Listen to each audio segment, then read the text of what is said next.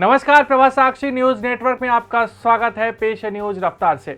सेना में भर्ती के लिए सरकार द्वारा लाए गए अग्निपथ योजना को लेकर युवाओं की नाराजगी लगातार बढ़ती जा रही है। यही कारण रहा कि आज तीसरे दिन भी इस योजना को लेकर बिहार के साथ साथ कई राज्यों में विरोध प्रदर्शन हुआ है। यह विरोध प्रदर्शन इतना बड़ा है कि कई ट्रेनों में आग लगा दी गई है, तो कई जगह तोड़फोड़ की गई है। बसों और सार्वजनिक संपत्ति को नुकसान पहुंचाया गया है, साथ ही साथ सड़कों को भी जाम किया गया है। कुल मिलाकर देखें तो बिहार के युवा सरकार से लगातार इस योजना को वापस लेने की मांग कर रहे हैं।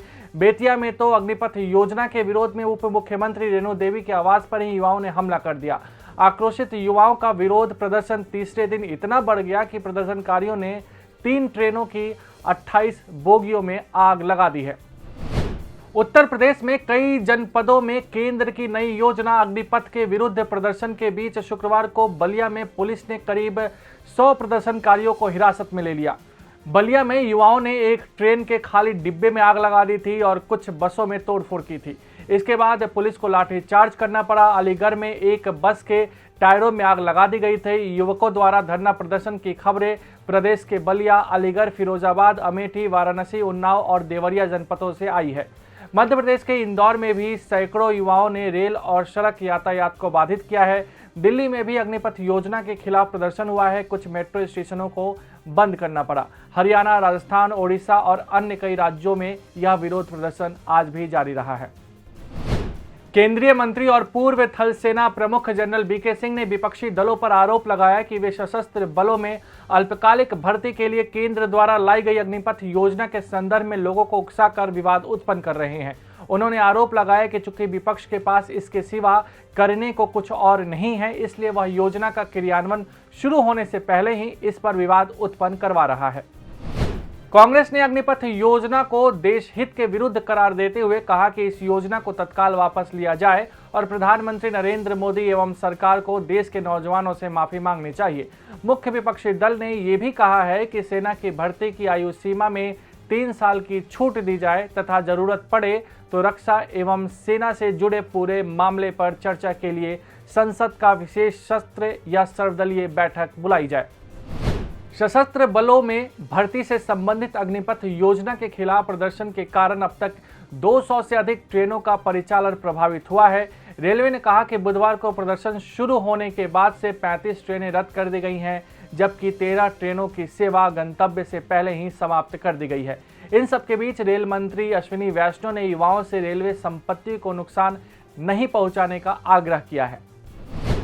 रक्षा मंत्री राजनाथ सिंह ने सशस्त्र बलों में भर्ती की अग्निपथ योजना का विरोध कर रहे युवाओं की चिंताओं को दूर करने का प्रयास के तहत शुक्रवार को कहा कि यह नई योजना भारत के युवाओं को देश की रक्षा व्यवस्था से जुड़ने और देश सेवा करने का सुनहरा अवसर देता है।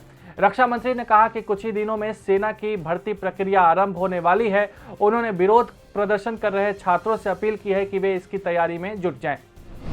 थल सेना प्रमुख जनरल मनोज पांडे ने कहा कि अग्निपथ योजना के तहत 2022 के लिए आयु सीमा को 21 वर्ष से बढ़ाकर 23 वर्ष करने का निर्णय उन युवाओं को अवसर प्रदान करेगा जो सेना में भर्ती होने के लिए तैयारी कर रहे हैं, लेकिन पिछले 2 साल से कोविड-19 महामारी के कारण ऐसा नहीं कर पाए हैं। जनरल पांडे ने कहा कि सेना में भर्ती के लिए उम्र में एक बार की छूट देने के सरकार के फैसले के बाद भर्ती प्रक्रिया की जल्द घोषणा की जाएगी।